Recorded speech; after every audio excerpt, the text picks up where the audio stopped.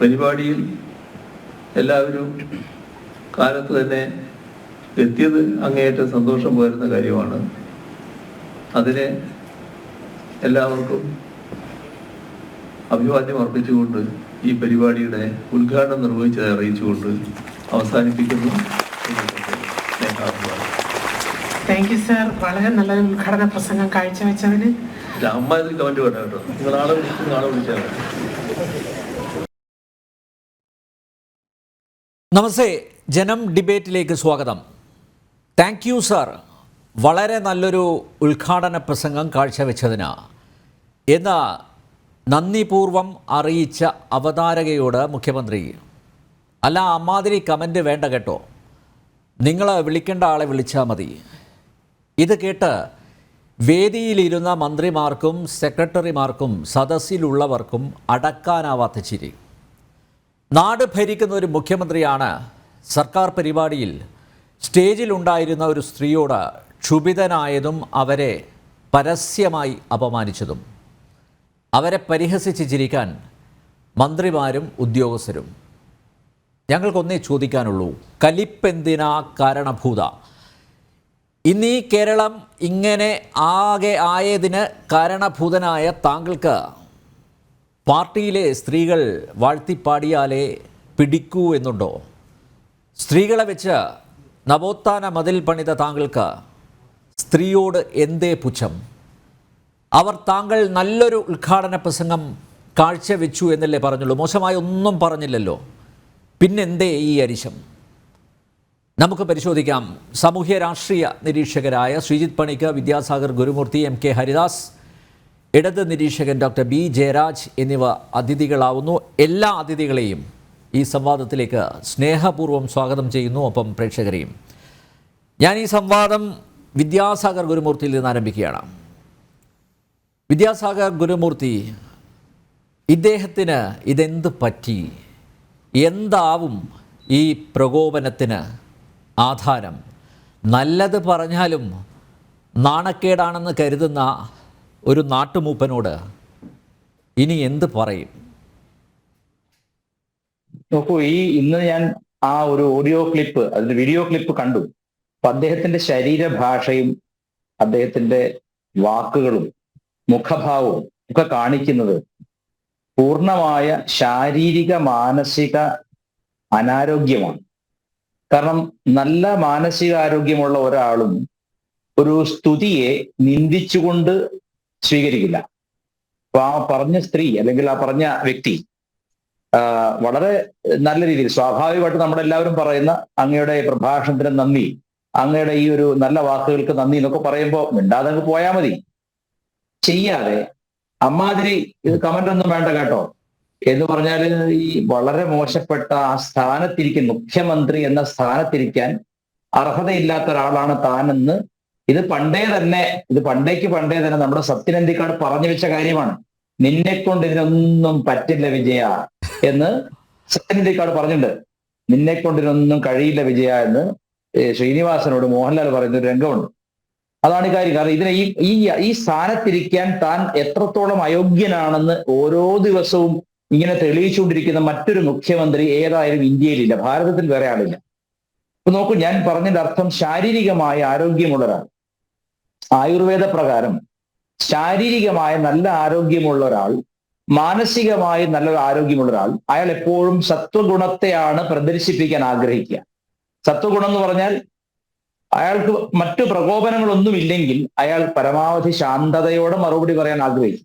പക്ഷെ അതേ സമയത്ത് ഇവിടെ മുഖ്യമന്ത്രി ചെയ്തിരിക്കുന്നത് യാതൊരു പ്രകോപനവും ഇല്ലാതെ ഒരാളെ ഉപദ്രവിക്കുക എന്നുള്ളതാണ്. വാക്കുകൊണ്ട് ചെയ്യപ്പെടുന്ന പാപം തന്നെയാണ്. നമ്മുടെ സനാതനധർമ്മത്തിൽ കായികം, വാചികം, മാനസികം ഈ 3 തരത്തിലുള്ളതും പാപം തന്നെയാണ്. കേവലം ശരീരം കൊണ്ട് ചെയ്യുന്നത് മാത്രമല്ല, വാക്കുകൊണ്ട് ചെയ്യപ്പെടുന്നതും പാപം തന്നെയാണ്. മുഖ്യമന്ത്രി നമ്മളാരും കണ്ടിട്ടില്ലാത്ത ശബ്ദം മാത്രം കേട്ടിട്ടുള്ള ആ സ്ത്രീയുടെ മനസ്സിനെ അങ്ങേയറ്റം മുറിപ്പെടുത്തുകയാണ് ചെയ്തത്. ഇവരാണ് സ്ത്രീ സ്വാതന്ത്ര്യം, നവോത്ഥാന മതില്, അതുപോലെ സ്ത്രീകൾ മുഖ്യമന്ത്രി തന്നെ ശബരിമല വിഷയത്തിൽ പറഞ്ഞല്ലോ, സ്ത്രീകൾ ബസ് പിടിച്ച് ചൊവ്വയ്ക്ക് പോകാൻ തുടങ്ങിയെന്ന്, അങ്ങനെയൊക്കെ പറഞ്ഞല്ലോ. സ്ത്രീകളുടെ സ്ത്രീ അപ്പൊ ഞാനന്ന് പ്രസംഗിച്ചിരുന്നു, അത് തലശ്ശേരി അടുത്തുള്ള ചൊവ്വയാണെന്ന് പറഞ്ഞു. അതായത് ഇവിടുന്ന് സ്ത്രീകൾ ചൊവ്വയ്ക്ക് പോകാൻ തുടങ്ങി എപ്പോഴാണ് ഇവിടെ ശബരിമല കയറണോ വേണ്ടെന്ന് ആലോചിക്കുന്നതാണ്. അപ്പൊ നവോത്ഥാനം പറയുന്ന ഈ കമ്മിക്കൂട്ടങ്ങൾ മുഴുവൻ തന്നെയും ഒന്നാം തരം പിന്തിരിപ്പന്മാരാണെന്നുള്ളതിന്റെ ഏറ്റവും ഒടുവിലത്തെ ഉദാഹരണമാണ് അവരുടെ മുത്തപ്പനായിട്ടുള്ള മുഖ്യമന്ത്രി എന്ന് പറഞ്ഞ കാര്യം. അപ്പൊ ഞാൻ അദ്ദേഹത്തിന്റെ ശരീരഭാഷ ശ്രദ്ധിക്കുകയായിരുന്നു. ഈ വളരെ വിരട്ടുന്ന രീതിയിൽ ആ സ്ത്രീയോട് അമ്മാതിരി കമന്റ് ഒന്നും വേണ്ട കേട്ടോ എന്ന് പറഞ്ഞിട്ട് പിന്നെ തിരിച്ചു പോകുമ്പോ അനാരോഗ്യമാണ് അദ്ദേഹത്തിന്റെ ഫിസിക്കലിയും മാനസികമായും മെന്റലിയും അദ്ദേഹം അൺഫിറ്റ് ആണ് എന്ന് തെളിയിക്കുകയാണ്. അല്ല വിദ്യാസാഗർ ഇപ്പോ അദ്ദേഹത്തിന് ഇഷ്ടപ്പെട്ടില്ലെങ്കിൽ ഇങ്ങനെ കയർത്ത് സംസാരിക്കാതെ മര്യാദയ്ക്ക് പറയാലോ, അങ്ങനെയുള്ള കമന്റ് ഒന്നും വേണ്ട, നിങ്ങൾ അടുത്തയാളെ വിളിച്ചാൽ മതി എന്ന് പറയാലോ, അല്ലേ? അല്ല, അതെന്തുകൊണ്ടെന്നറിയോ, ഞാൻ പറഞ്ഞല്ലോ, അനാരോഗ്യം എന്ന് പറഞ്ഞാൽ മനസ്സിന് അസ്വസ്ഥത തുടങ്ങിയിട്ട് കുറെ കാലം. മടിയിൽ കനമില്ലാത്തതിന്റെ ആവാം, മടിയിൽ ഒട്ടും കനമില്ലാതെ ഇരിക്കുന്ന മുഖ്യമന്ത്രി ആയതുകൊണ്ടാവാം ഇങ്ങനെ ഇടയ്ക്കിടയ്ക്ക് ആളുകളെ വരട്ടുന്നത്. ഞാൻ മനസ്സിലാക്കുന്നത് വെറുതെ കടിക്കുന്ന മൃഗങ്ങൾ പോലും ഉണ്ടെന്ന് എനിക്ക് തോന്നുന്നില്ല. ഒന്നല്ലെങ്കിൽ അതിന് എന്തെങ്കിലും ഫിസിക്കൽ പെയിൻ കാണാം, അല്ലെങ്കിൽ എന്തെങ്കിലും തരത്തിലുള്ള വേദന അനുഭവിച്ചിട്ടുണ്ടാവാം. വെറുതെ ഉപദ്രവിക്കുന്ന ഒരു ജീവി എന്ന രീതിയിലേക്ക് നമ്മുടെ മുഖ്യമന്ത്രി തരം താഴുകയാണ്. അപ്പൊ ഇത് നോക്കൂ, യഥാ രാജ തഥാ പ്രജ എന്നുള്ള പഴയ ചൊല്ല് വളരെ വളരെ അന്വർത്ഥമാണ്. കാരണം മുഖ്യമന്ത്രി, ഈ സ്റ്റേറ്റിന്റെ ഹെഡ് ആയിരിക്കുന്ന മുഖ്യമന്ത്രി ഇത്തരത്തിലുള്ള അപക്വമായ വികാരാത്മകമായ അല്ലെങ്കിൽ വികാര വിസ്ഫോടനം വരുന്ന രീതിയിൽ പ്രതികരിച്ചാൽ, ആഭ്യന്തരമന്ത്രി കൂടിയായ അദ്ദേഹം ഭരിക്കുന്ന പോലീസ് വകുപ്പ് ഇപ്പൊ തന്നെ അറിയാലോ അവർ പോയിക്കൊണ്ടിരിക്കുന്ന ദിശ ഏതാണ്. എല്ലാ ഡിപ്പാർട്ട്മെന്റ്സിലേക്കും, എല്ലാ വകുപ്പുകളിലേക്കും, എല്ലാ വകുപ്പ് തലവന്മാരിലേക്കും ഈ ഒരു ധാർഷ്ട്യം നിറഞ്ഞ സമീപനം പകർന്നു കൊടുക്കുകയാണ് നിർബാധം ചെയ്യുന്നത്. മുഖ്യമന്ത്രിയെ കണ്ടിട്ടാണ്, മുഖ്യമന്ത്രിയെ മാതൃകയാക്കിക്കൊണ്ടാണ് മറ്റു മന്ത്രിമാർ പ്രവർത്തിക്കുന്നത്. അപ്പൊ ഇവർക്കെല്ലാം ഈ കേരളം എന്ന സംസ്ഥാനം മുഴുവൻ തന്നെയും കേരളത്തിന്റെ രാജാവ്, ഞാനിന്ന് തമാശയ്ക്ക് എഴുതിയിരുന്നു, സാമൂതിരി അതുപോലെ തന്നെ കോലത്തിരി എന്നൊക്കെ പറയുന്നവർ എന്തോ ഒരു സാധനമാണ് ഈ എന്താ അമ്മാതിരി. ഇയാളൊരു വലിയ രാജാവാണെന്ന് പോലെയാണ് പറയുന്നത്. അമ്മാതിരി. അപ്പൊ ഇനി അമ്മാതിരി വിജയ് എന്ന് വിളിക്കേണ്ടി വരും. അമ്മാതിരി കമന്റ് ഒന്നും വേണ്ട. എന്തിനാ അമ്മാതിരി? ആ സ്ത്രീ എന്താണ് പറഞ്ഞത്? Sir, thank you for your wonderful speech. ഇത് വളരെ സിവിലൈസ്ഡ് ആയിട്ടുള്ള, വളരെ സംസ്കാര മഹിമ ഉയർത്തിപ്പിടിക്കുന്ന ഒരു വാചകമാണ്. അതിൽ ഇയാൾ എന്ത് തെറ്റാണ് കണ്ടതെന്ന് എനിക്ക് മനസ്സിലാവുന്നില്ല. അപ്പൊ ഇതൊക്കെയാണ് ഞാൻ പറഞ്ഞത്, കാരണമില്ലാതെ കടിക്കുന്ന ഒരു മൃഗത്തിന്റെ അവസ്ഥയിലേക്ക് ഒരാളുടെ മനസ്സ് പോയി കഴിഞ്ഞാൽ ആ മനുഷ്യന് ചിത്തസ്ഥിരതയില്ലെന്നോ, അല്ലെങ്കിൽ നമ്മളൊക്കെ വാടക ചീട്ട് എഴുതുമ്പോ അല്ലെങ്കിൽ ആധാരം എഴുതുമ്പോ ഒക്കെ എഴുതുമല്ലോ, ഇന്നയാൾ ഇത്ര വയസ്സ്, സ്വസ്ഥം എന്ന് എഴുതും. സ്വസ്ഥം എന്നൊരു വാക്ക് എഴുതും. ആ സ്വസ്ഥം എന്ന് പറഞ്ഞതിന്റെ അർത്ഥം ശരിക്കും എന്താണെന്ന് വെച്ചാൽ സെൽഫ് കൺട്രോൾ ഉള്ള ആളാണ്, ഭ്രാന്തി ഇല്ലാത്തവനാണ്. ഇവന് ഭ്രാന്തി ഇല്ലാത്ത സമയത്താണ് ഇവനിത് വായിച്ച് ഒപ്പിട്ടിരിക്കുന്നത്. അതുകൊണ്ട് ഈ ഒരു ഡോക്യുമെന്റ് വാലിഡ് ആണെന്ന് അതിന്റെ അർത്ഥം. അപ്പൊ നമ്മുടെ മുഖ്യമന്ത്രി സ്വസ്ഥനല്ല, അസ്വസ്ഥനാണ് എന്ന് വീണ്ടും വീണ്ടും തെളിയിച്ചിരിക്കുകയാണ്. ഇത് സത്യം പറഞ്ഞാൽ അദ്ദേഹത്തിന് അടിയന്തര ചികിത്സയാണ് ആവശ്യം. മാനസിക രോഗം അദ്ദേഹത്തെ ബാധിച്ചിരിക്കുകയാണ്. കാരണം മുമ്പ് നമ്മുടെ നിയമസഭയിൽ എന്റെ കുടുംബക്കാരെ പോലും വലിച്ചിഴച്ചുകൊണ്ട് പിന്നെ ഈ നിയമസഭയിൽ എന്തൊക്കെയാണ് മാത്യു കുഴൽനാടൻ വിളിച്ചു പറയുന്നത്, എന്തും പറയാം എന്നാണോ എന്നൊക്കെ പറഞ്ഞ് വിരട്ടിയിരുന്നല്ലോ. ഇപ്പൊ മെല്ലെ മെല്ലെ മെല്ലെ ആ കുടുംബത്തിൽ ചിലരെങ്കിലും കാര്യമായ അഴിമതി നടത്തിയിട്ടുണ്ട്, കാര്യമായ പണം ഉണ്ടാക്കിയിട്ടുണ്ട് എന്നതിലേക്ക് കാര്യങ്ങൾ നീങ്ങുമ്പോൾ അതുകൊണ്ടുണ്ടാകുന്ന അസ്വസ്ഥതയായിരിക്കാം ഒരു പക്ഷെ ഇദ്ദേഹത്തിന്റെ മുഖഭാവത്തിനും ശാരീരിക ചലനങ്ങൾക്കും ഈ വാക്കുകൾക്കും ഒക്കെ കാരണം എനിക്ക് തോന്നുകയാണ്. നമുക്കറിയാലോ, നമ്മൾ ഒരു കാര്യം മോഷ്ടിച്ചു കഴിഞ്ഞാൽ മറ്റാരും അതറിഞ്ഞില്ലെങ്കിൽ നമുക്കറിയാലോ. അതുപോലെ മുഖ്യമന്ത്രിക്ക് അറിയാവുന്ന ചില കള്ളത്തരങ്ങൾ ആ കുടുംബത്തിലോ അല്ലെങ്കിൽ അദ്ദേഹത്തിന്റെ മന്ത്രിസഭയിലോ നടന്നിട്ടുണ്ട് അല്ലെങ്കിൽ നടക്കുന്നുണ്ട് എന്ന് അദ്ദേഹം അറിയാതെ വിളിച്ചു പറഞ്ഞു പോകണം. അച്ഛൻ പത്തായത്തിലില്ല എന്ന് പറയുന്ന പോലെ ഒരു സ്റ്റേറ്റ്മെന്റ് ആണത്. നമുക്കറിയാം, ഒരു ചാക്ക് പഞ്ചസാരയുടെ മധുരം അറിയാൻ ഒരു ചാക്ക് തിന്നു നോക്കേണ്ട കാര്യമില്ല, ഒരു നുള്ളു കഴിച്ചാൽ മതി. അതുപോലെ ഒരു വ്യക്തിയുടെ സ്വഭാവം അറിയാൻ സ്വാഭാവികമായ സാഹചര്യങ്ങളിൽ ആ വ്യക്തി എങ്ങനെ പ്രതികരിക്കുന്നു നോക്കിയാൽ മതി. ഇന്നിവിടെ യാതൊരു പ്രകോപനവും ഇല്ലാതെ ആണ് ഒരു സാധാരണ സ്ത്രീ ഈ കമ്പയർ ചെയ്യുന്ന അല്ലെങ്കിൽ ആങ്കർ ചെയ്യുന്ന ഒരു സ്ത്രീയെ ഇത്ര നിശിതമായി, ഇത്ര മോശമായിട്ട്, എന്തോ അയാളുടെ വീട്ടില് പിന്നെ ജോലിക്ക് വന്നിട്ടുള്ള ഒരു അടിമയെ പോലെ. നമുക്കറിയാം, പിന്നെ അടൂർ ഗോപാലകൃഷ്ണന്റെ വിധേയൻ എന്ന പടത്തില് മമ്മൂട്ടി ചെയ്ത ക്യാരക്ടറിനെയാണോ ഇയാൾ എന്നും ആസ്വദിക്കുന്നത് എനിക്ക് അറിഞ്ഞുകൂടാ. മമ്മൂട്ടി ഗോപകുമാറിനോട് പറയുന്ന ഭാഷയും ശാരീരിക ഭാഷയുമാണത്. അടിമയോട്, താൻ വളർത്തുന്ന ഒരു മൃഗത്തോട് പെരുമാറുന്ന പോലെയാണ് ഒരു സാധാരണ മനുഷ്യനോട് ഈ ജനാധിപത്യ രാജ്യത്ത് ഇവർ ഉപയോഗിക്കുന്ന ഭാഷ. കമ്മ്യൂണിസം എന്ന് പറയുന്നത് 100% ഒരു വ്യാജ സിദ്ധാന്തമാണെന്നും ഏറ്റവും നൃശംസതയും നെറികേടും തെമ്മാടിത്തരവും മറച്ചു പിടിക്കാനുള്ള ഒരു ചുവന്ന തുണി മാത്രമാണതെന്നും വീണ്ടും വീണ്ടും ഇവരുടെ ഓരോ നേതാക്കന്മാരും, അതിപ്പോ ഇടുക്കിയിലെ നേതാവായാലും ശരി, തിരുവനന്തപുരത്തിരിക്കുന്ന നേതാവായാലും ശരി, ഓരോരുത്തരും എടുത്തു നോക്കൂ. നമുക്കറിയാം ചില ധനതത്വ ശാസ്ത്രജ്ഞന്മാര് പലരെയും പിന്നെ റിസോർട്ട് ബുക്ക് ചെയ്ത് ക്ഷണിച്ച കഥയൊക്കെ നമുക്കറിയാലോ. ഇവരൊക്കെ ആരാണ് ശരിക്ക്? സാംസ്കാരിക കേരളത്തിന്റെ ധനമന്ത്രിയായിരുന്നവരോ അല്ലെങ്കിൽ സാംസ്കാരിക മന്ത്രിയായിരുന്നവരൊക്കെ ഇങ്ങനെയാണ് പെരുമാറുന്നത്. അപ്പൊ നമ്മൾ മനസ്സിലാക്കേണ്ടത് ഇതേ സിറ്റുവേഷൻ, ഈ ഇന്ന് നടന്ന സിറ്റുവേഷൻ നരേന്ദ്രമോദിയാണ് അവിടെ അത്തരത്തിൽ പെരുമാറിയിരുന്നതെങ്കിൽ ഇന്നത്തെ സോഷ്യൽ മീഡിയ എന്തായിരുന്നു? ഇന്നെന്തായിരുന്നതിനെ ചർച്ച? അഹങ്കാരത്തിന്റെ ആൾരൂപമാണ് മോദി, ഇവർ പറഞ്ഞുണ്ടാക്കില്ലേ, ഇവർ പ്രചരിപ്പിക്കില്ലേ, ഇവർ ചാക്ബോർഡ് വെക്കില്ലേ, ഇവർ പ്രസംഗിക്കില്ലേ? അപ്പൊ ഞാൻ പറയുന്നത് കേരള ജനതയ്ക്ക് അർഹിക്കുന്ന ഒരു മുഖ്യനെ കിട്ടിയതുപോലെയാണ് എനിക്കിപ്പോ തോന്നുന്നത്. കാരണം രണ്ട് തവണ ഈ എന്താ വളരെ ലളിതമായ ഒരു പദത്തിൽ പറഞ്ഞാൽ ഈ ദുഷ്ടനാണല്ലോ, ഈ ദുഷ്ടനെ ജയിപ്പിച്ചു വിടാൻ എന്ത് മഹിമയാണ് അയാൾ കണ്ടത്.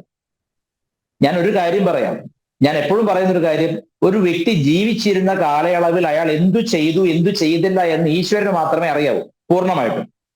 അങ്ങനെയെങ്കിൽ ഒരു വ്യക്തി ജീവിച്ചിരുന്നതിന്റെ ഏറ്റവും നല്ല നിദർശനമായിരിക്കുന്നു, അയാളുടെ ജീവിതം എങ്ങനെയുള്ളതായിരുന്നു എന്നതിന്റെ തെളിവായിരിക്കുന്നത് അയാളുടെ മരണകാലമാണ്. ഇത് വീണ്ടും വീണ്ടും ഞാൻ ജനം ടി വിയിലൂടെ പറയാൻ ആഗ്രഹിക്കുകയാണ്. മരണകാലത്ത് ഉമ്മൻചാണ്ടി മരിച്ച ശേഷം കേരള ജനത കൊടുത്ത ആ ബാഷ്പാഞ്ജലിയുടെ കടൽ, അതായത് കണ്ണീരിന്റെ കടലൊഴുക്കി രാഷ്ട്രീയ ഭേദമന്യേ, അത്തരത്തിൽ സ്വീകാര്യനാവുന്നതാണ് സത്യത്തിൽ ഒരു മനുഷ്യന്റെ ജീവിതത്തിന്റെ തെളിമ, അല്ലെങ്കിൽ ജീവിതത്തിൽ ആകെക്കൂടെ നമുക്ക് കിട്ടാവുന്നത് മരിച്ച ശേഷം രണ്ടുപേരെങ്കിലും പറയണം നല്ല മനുഷ്യനായിരുന്നു എന്നെങ്കിലും പറയിപ്പിക്കാനുള്ള ഒരു കഴിവുണ്ടാവണം. ഇദ്ദേഹത്തെ പറ്റി എനിക്ക് തോന്നുന്നു പിണറായിലുള്ള ആളുകൾ പോലും അങ്ങനെ പറയുമെന്നും തോന്നുന്നില്ല. ഒരു പക്ഷെ ജോൺ ബ്രിട്ടാസ് പറയായിരിക്കും, വേറെ ആർക്കും അത്ര ഗതികേട് ഇന്ത്യയിലില്ല. ഈ ജോൺ ബ്രിട്ടാസ് ആണല്ലോ മുഖ്യമന്ത്രിയുടെ ഉപദേഷ്ടാവ് പല കാര്യങ്ങളിലും.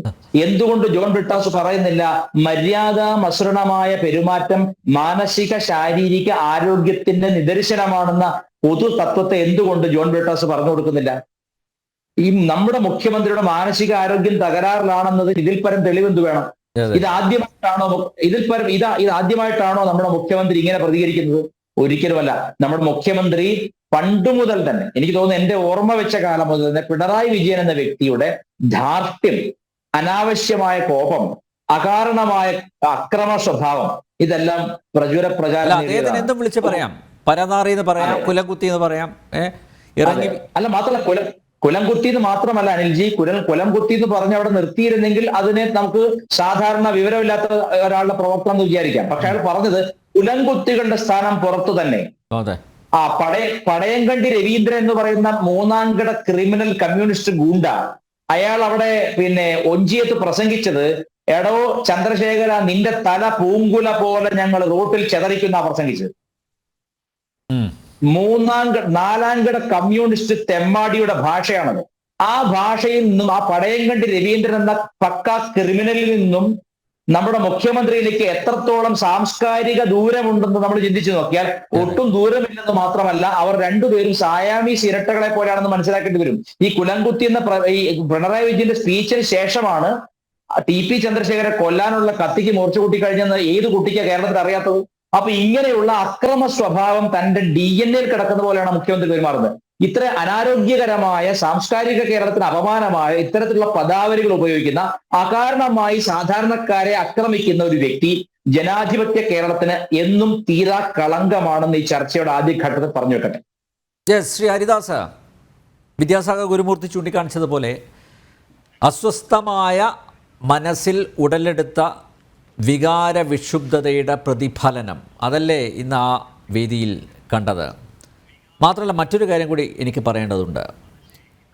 ഇദ്ദേഹത്തിൻ്റേത് ഒരു നാർസിസിസ്റ്റിക് പേഴ്സണാലിറ്റി ആണ് എന്ന് പറഞ്ഞാൽ അത് തെറ്റാവില്ല എന്നാണ് ഞാൻ മനസ്സിലാക്കുന്നത്. അതായത് I am the centre of the world, ഞാൻ മാത്രം ലൈം ലൈറ്റിൽ നിന്നാൽ മതി, ആരെങ്കിലും എന്നെ കൺട്രോൾ ചെയ്യുന്നത് എനിക്ക് രസിക്കില്ല.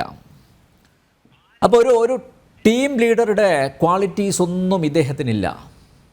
മാത്രമല്ല അസഹിഷ്ണുതയുടെ അങ്ങേയറ്റം, അതിൻ്റെ ഭാഗമായിട്ടല്ലേ ഒരു സ്ത്രീയോട് ഇത്രയും ക്ഷുഭിതനായിട്ട് അദ്ദേഹം പെരുമാറിയത്?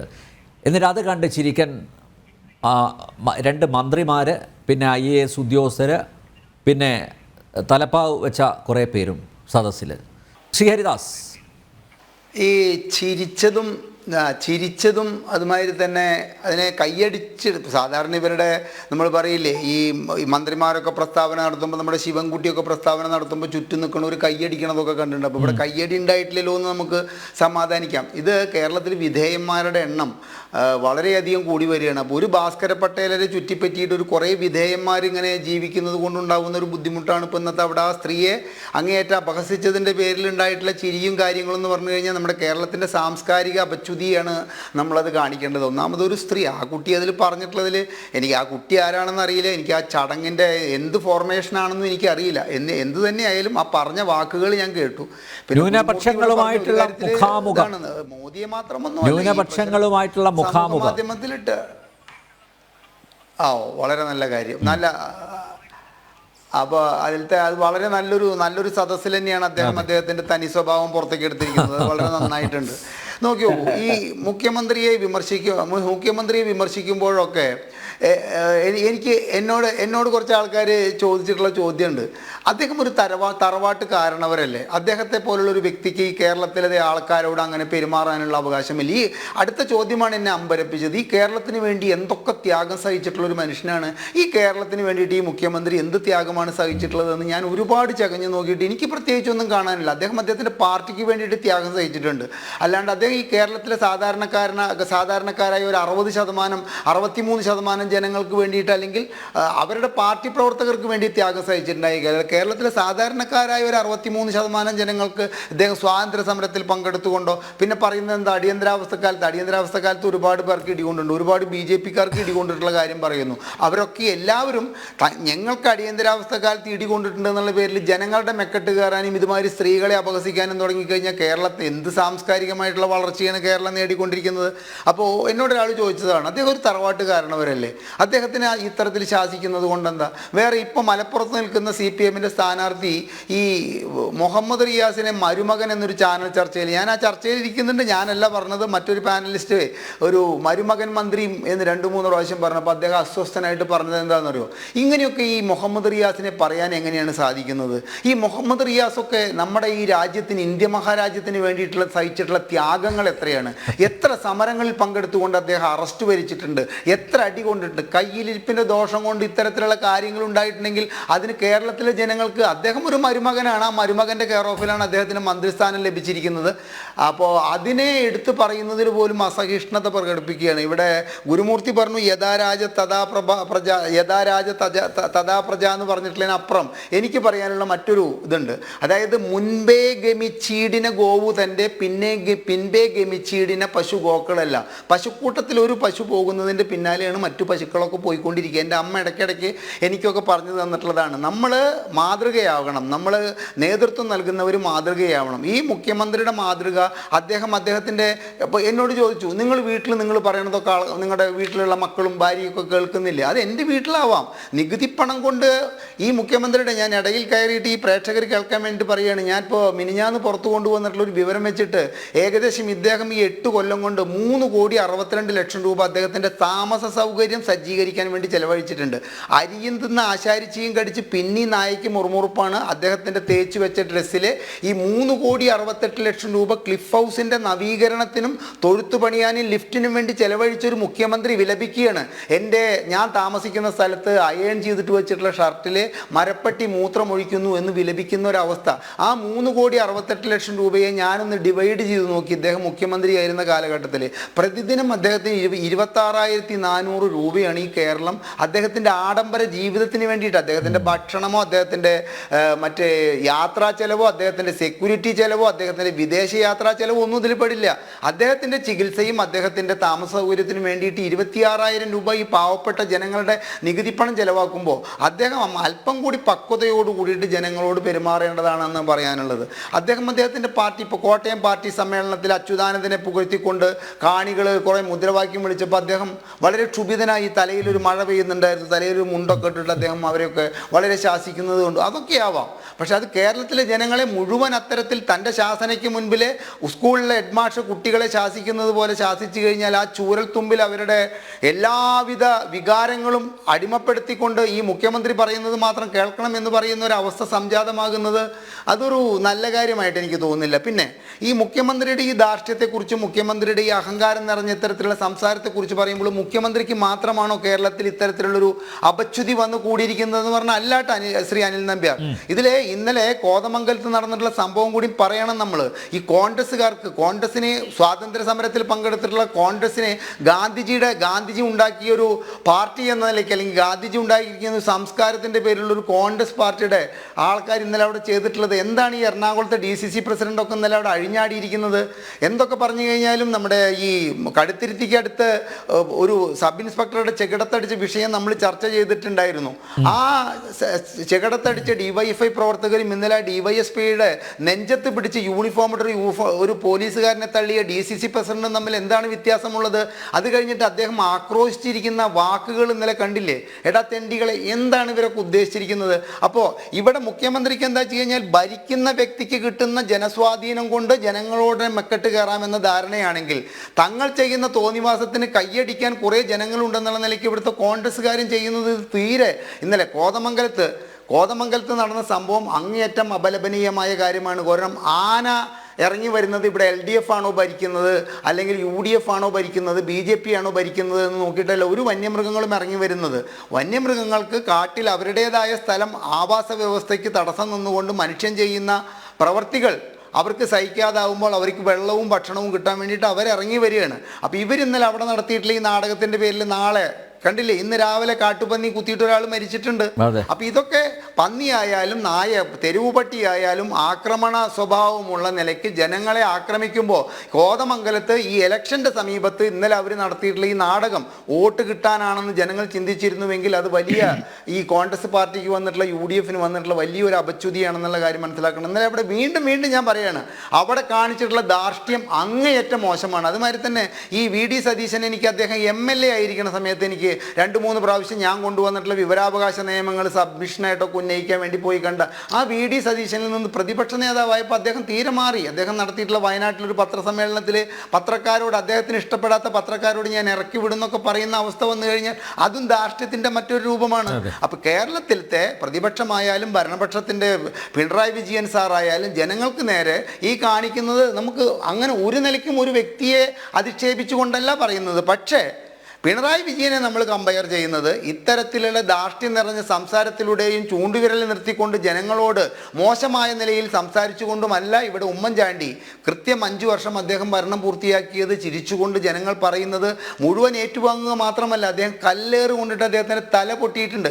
ആ തല പൊട്ടിയ കേസിൽ കോടതിയിൽ ഹാജരായപ്പോൾ അദ്ദേഹം അതിനെ ആ പ്രതിക്ക് ഇത്ര ശിക്ഷ വാങ്ങിക്കൊടുക്കണം എന്നുള്ള നിലയ്ക്കുള്ള നല്ല സംസാരിച്ചിട്ടുണ്ടായിരുന്നത്. അപ്പോൾ അത്തരത്തിലുള്ളൊരു മുഖ്യമന്ത്രിയിൽ നിന്ന് ഈ പിണറായി വിജയനിലേക്ക് ഭരണം എത്തിയപ്പോൾ ജനങ്ങൾക്കതൊരു ശ്വാസം മുട്ടായിട്ട് ഇദ്ദേഹത്തെ കാണാൻ ഒരു അവസരം ഉണ്ടാക്കുന്ന വിധത്തിൽ അദ്ദേഹം പെരുമാറുന്നത് അങ്ങേയറ്റം മോശമാണ്. ശ്രീ അനിൽ നമ്പ്യാർ, ഞാൻ 1 മിനിറ്റ് ഒരു ചൈനീസ് കഥ പറഞ്ഞുകൊണ്ട് അവസാനിപ്പിക്കുക. ഞാൻ ഈയിടെ വായിച്ചതാണ്. എനിക്കതിൽ ഈ പിണറായി വിജയൻ ആ കഥയിൽ അവിടെ ഇവിടെയൊക്കെ മിന്നി മറയുന്നതായിട്ട് തോന്നി.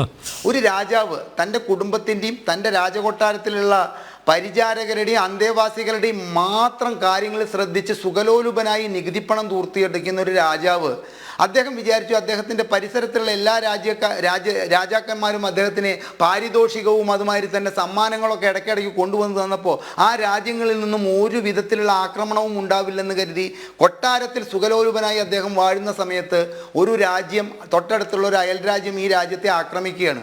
ആക്രമിച്ചിട്ട് ആക്രമണത്തിൽ ഇദ്ദേഹത്തിൻ്റെ അനേകം പട്ടാളക്കാരെ ആ രാജാവ് കൊന്നിട്ട് ആ രാജകൊട്ടാരം പിടിച്ചടക്കുമെന്ന അവസ്ഥ വന്നപ്പോൾ ഇദ്ദേഹം യുദ്ധത്തിന് വേണ്ടിയിട്ട് പുറത്തേക്ക് ഇറങ്ങുകയാണ്. പുറത്തേക്ക് ഇറങ്ങിയിട്ട് അദ്ദേഹം ഒരുപാട് പട്ടാളക്കാരെ കൊന്നൊടുക്കി.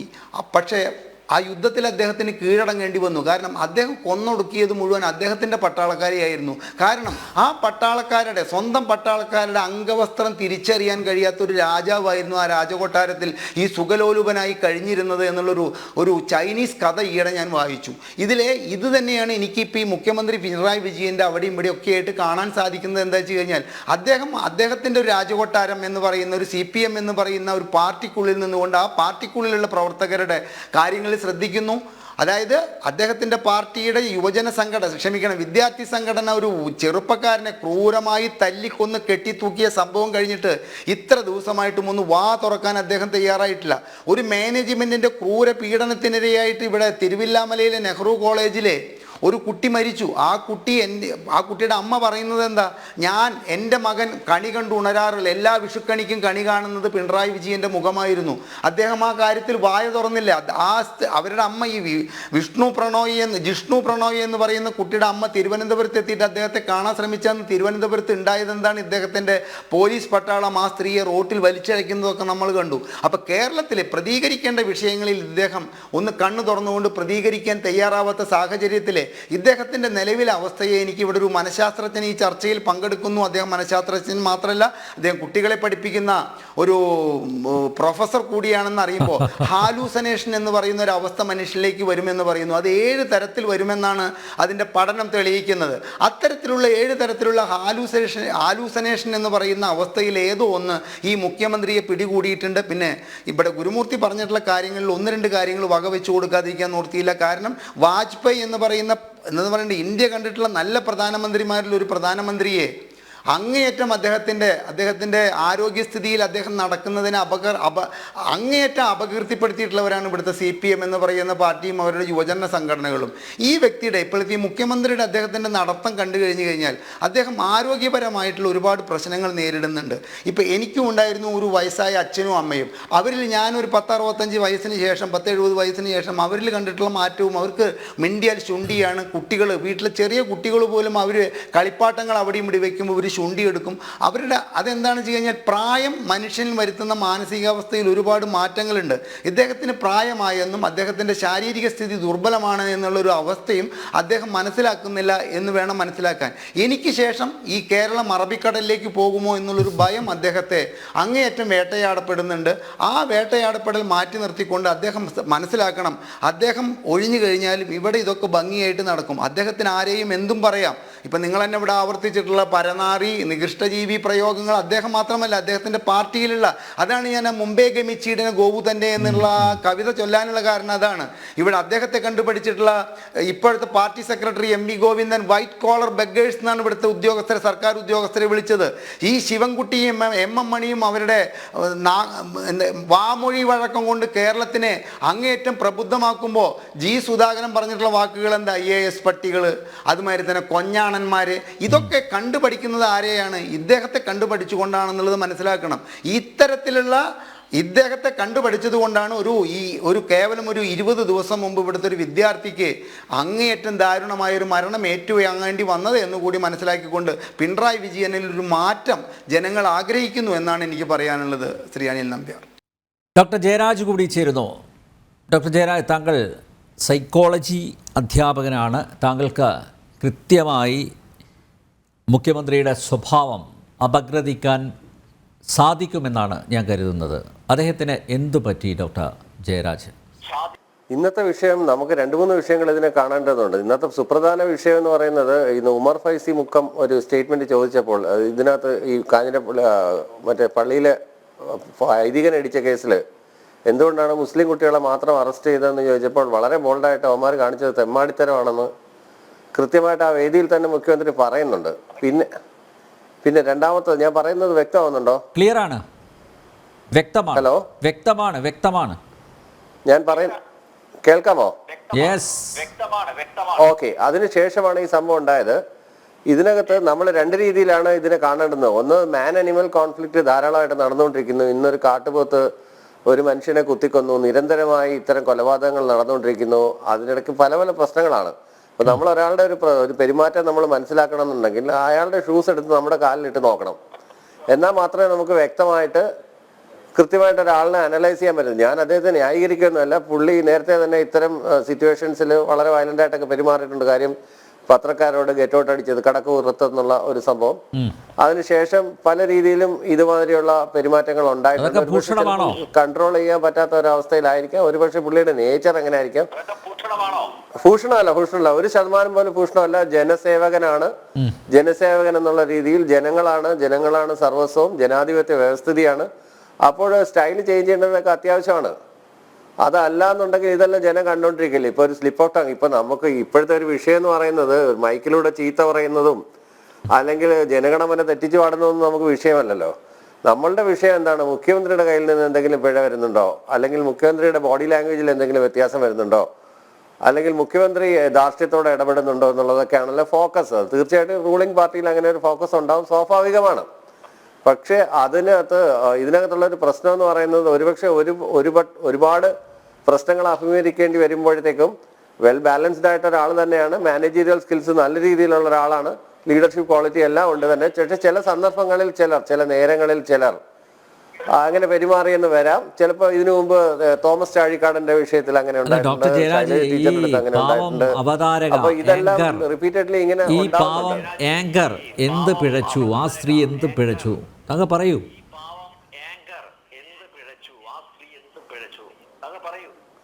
തീർച്ചയായും അതൊന്നും ന്യായീകരിക്കാൻ പറ്റത്തൊന്നുമില്ല. പക്ഷെ എന്നാലും ഈ ഇത്തരം പ്രശ്നങ്ങളുടെ നടുവിൽ നിന്നത് കൊണ്ടാവാന്നൊക്കെ ഒരു ജസ്റ്റിഫിക്കേഷൻ വേണമെങ്കിൽ, ഒരു വൈഡ് ജസ്റ്റിഫിക്കേഷൻ വേണമെങ്കിൽ കൊടുക്കാൻ പറ്റും. അതിനപ്പുറത്ത് ഇതിനകത്ത് ജസ്റ്റിഫിക്കേഷൻ, കാര്യം പുള്ളിയുടെ നേച്ചർ അങ്ങനെയാണ്, നമുക്കറിയാം. തുടക്കം തൊട്ടേ ഇങ്ങോട്ടുള്ള രീതിയിൽ പബ്ലിക് റിലേഷൻസ് ഒക്കെ, ഇനി എത്ര പബ്ലിക് റിലേഷൻ നമ്മൾ വർക്ക് അദ്ദേഹത്തിന്റെ നേച്ചർ എങ്ങനെയാണ്, അദ്ദേഹത്തിന്റെ സ്വഭാവം എങ്ങനെയാണ്, അതൊക്കെ പാർട്ടി ഓഫീസിൽ മതി. അത് പാർട്ടി ഓഫീസിൽ മതി. പാർട്ടി ക്ലാസ്സിൽ അദ്ദേഹത്തിന് ശാസിക്കാം, ചൂരലെടുക്കാം, അതാവട്ടെ. കാരണം ഈ എന്താ പറയുക, അടിമകളായിട്ട് കുറേ പേരുണ്ടല്ലോ, അവരതനുസരിച്ചോളും. പക്ഷേ ഒരു പൊതുവേദിയിൽ ഒരു സ്ത്രീയെയാണ് അധിക്ഷേപിച്ചത്. ഒരു സ്ത്രീയാണ് ഡോക്ടർ ജയരാജ് ഒരു സ്ത്രീയെയാണ് അധിക്ഷേപിച്ചത്, അപമാനിച്ചത്. നേരത്തെ ഗുരുമൂർത്തി ഇവിടെ ചൂണ്ടിക്കാണിച്ചതുപോലെ നിങ്ങൾ സ്ത്രീകൾക്ക് വേണ്ടിയുള്ളൊരു സർക്കാർ എന്ന് പോലും ഒരു ഘട്ടത്തിൽ പറഞ്ഞു. നിങ്ങൾ നവോത്ഥാന മതിൽ പണിതു സ്ത്രീകൾക്ക് വേണ്ടി. എന്നിട്ട് ഒരു പൊതുവേദിയിൽ ഒരു സ്ത്രീയെ അപമാനിച്ചു. നാണക്കേടല്ലേ? ഇവിടെ ജനാധിപത്യ മഹിളാ അസോസിയേഷന്റെ നേതാക്കന്മാരുണ്ടല്ലോ, നമ്മുടെ ശ്രീമതി ടീച്ചർ, നമ്മുടെ ശൈലജ ടീച്ചർ, നമ്മുടെ TN സീമ. എവിടെ പോയി ഇവരൊക്കെ?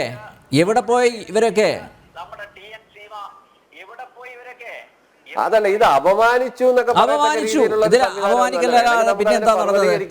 വേണമെങ്കിൽ അതിനെ ബലൂൺ ചെയ്യാം.